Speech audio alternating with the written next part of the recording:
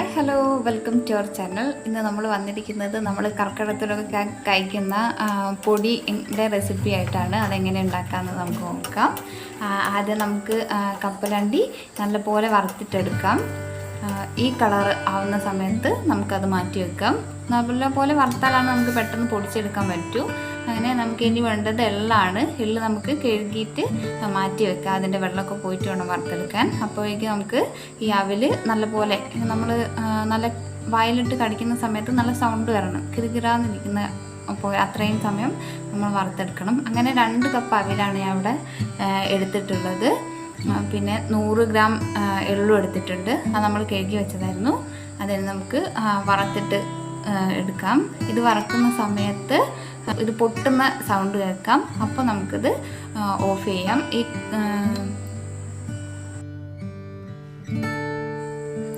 അങ്ങനെ നമ്മൾ എള്ളും നല്ലപോലെ വറുത്തിട്ട് എടുത്തിട്ടുണ്ട്.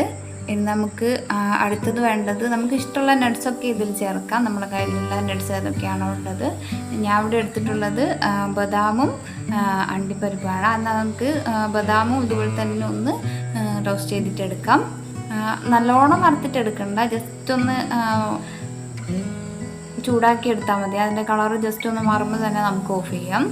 പിന്നെ ആ ചട്ടിയിലേക്ക് തന്നെ നമുക്ക് ഇനി അണ്ടിപ്പരിപ്പും കൂടി ഇട്ട് ജസ്റ്റ് ഒന്ന് മൂപ്പിച്ചിട്ടെടുക്കാം. അപ്പോൾ നമുക്ക് പൊടിക്കാനും എളുപ്പമായിരിക്കും.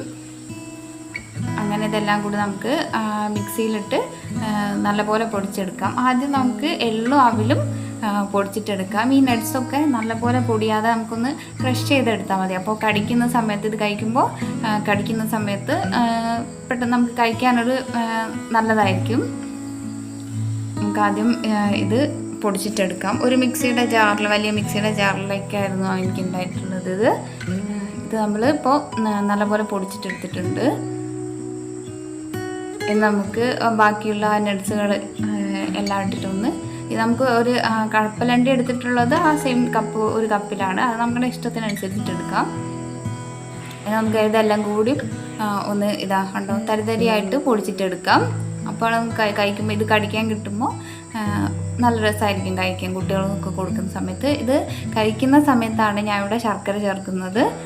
അതാകുമ്പോൾ നമുക്ക് ഇഷ്ടത്തിനനുസരിച്ച് ശർക്കര ചേർത്തിട്ട് കഴിക്കാതായിരിക്കും നല്ലത്.